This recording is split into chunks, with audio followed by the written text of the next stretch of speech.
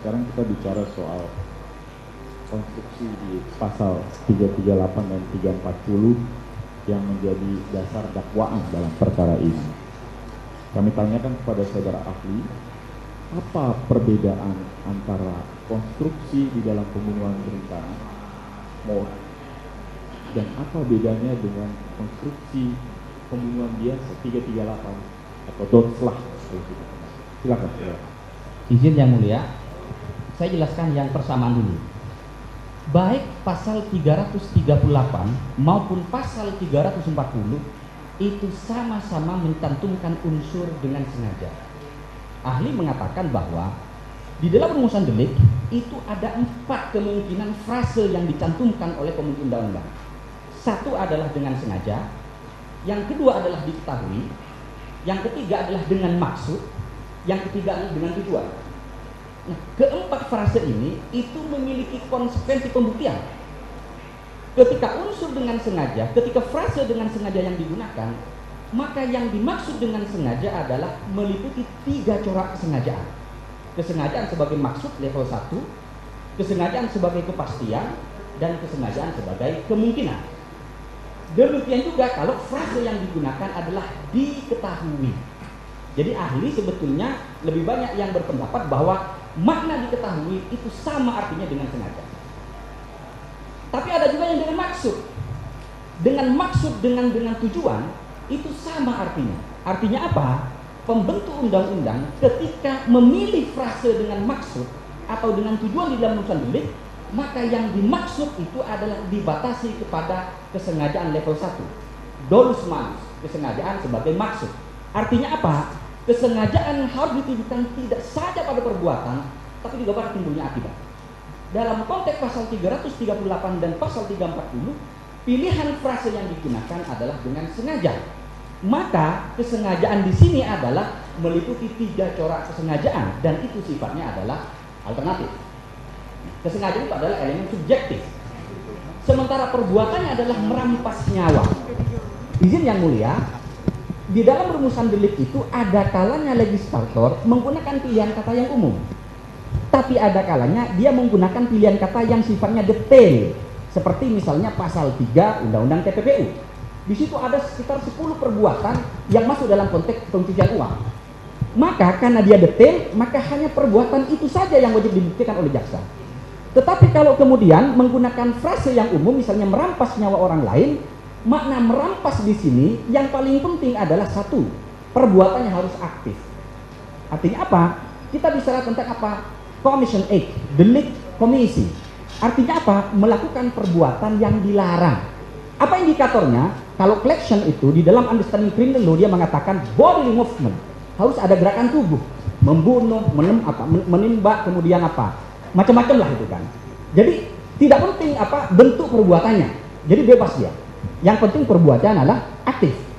Artinya tidak mungkin ada pembunuhan sengaja, dotslag, atau misalnya pembunuhan secara rencana misalnya ya, mord, itu dilakukan karena pasif.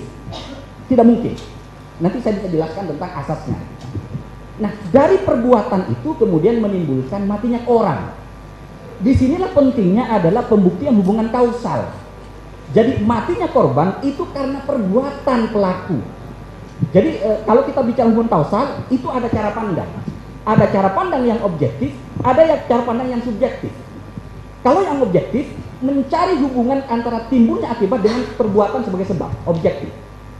Tapi kalau yang subjektif adalah setelah sebab itu diketahui karena perbuatan tertentu, maka dicari siapa yang melakukan perbuatan sebagai sebab itu.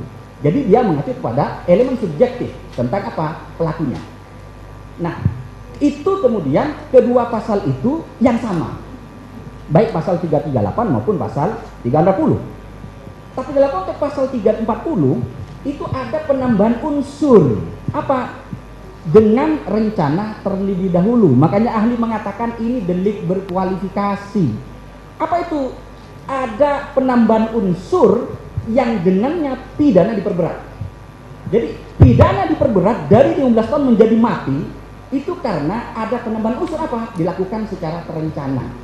Nah, kalau kita membaca MVT-nya, misalnya saya bisa menyebut bukunya Lamintang yang mulia. Itu buku legendaris dan saya yakin semuanya membaca di sini kan. Lamintang bukunya Prof. Andi Hamzah juga sama. Saya juga muridnya walaupun tidak secara langsung yang mulia, karena ini ada nasab keilmuan gitu kan. Saya harus menghormati beliau menyebut sumber gitu kan. Karena saya juga ketika bicara itu tidak asbun. Nah, apa MVP-nya? Moderman itu, mantan Menteri Kehakiman saat itu mengatakan bahwa syarat penting mode itu adalah ada 3. Satu adalah memutuskan kehendak dalam situasi tenang. Ini penting. Karena kalau kemudian keputusan pelaku untuk menghilangkan nyawa orang ini tidak dalam situasi tenang, maka dia bukan mode, dia adalah dosa.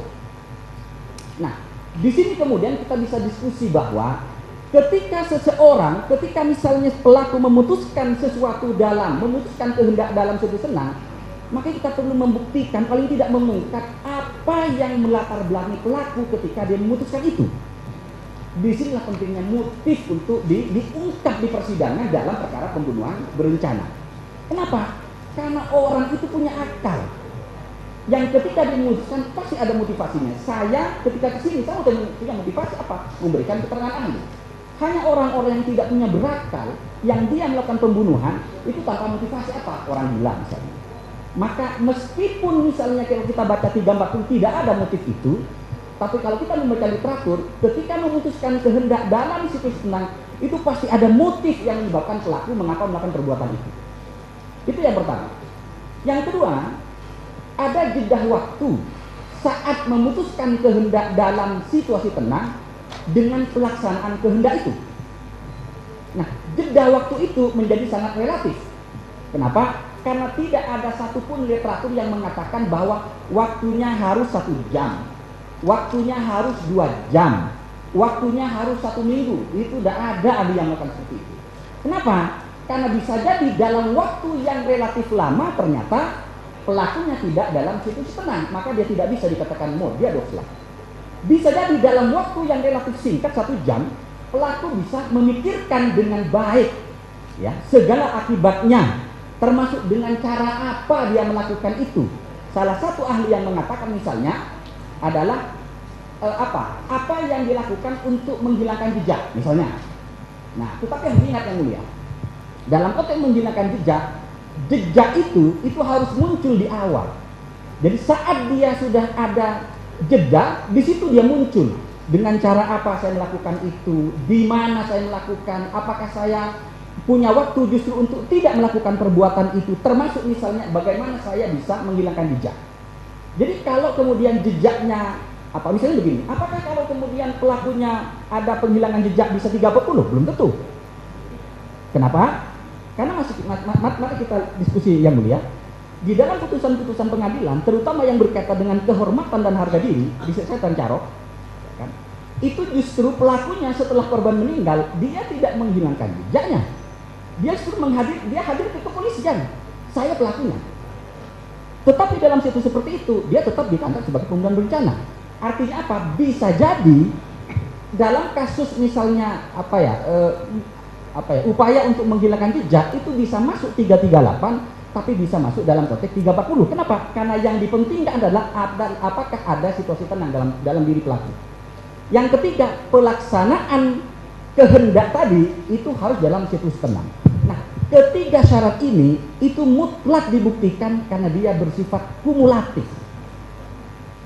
Artinya apa? Kalau satu saja tidak terbukti, maka tidak bisa pelaku itu dinyatakan bersalah melakukan kejahatan pembunuhan yang dilakukan secara berencana sebagaimana dalam pasal 340 KUHP. Demikian yang mulia. Baik, terima kasih Saudara Ali. Tadi Saudara Ali jelaskan. Terima kasih sudah nonton. Jangan lupa like, subscribe, dan share ya.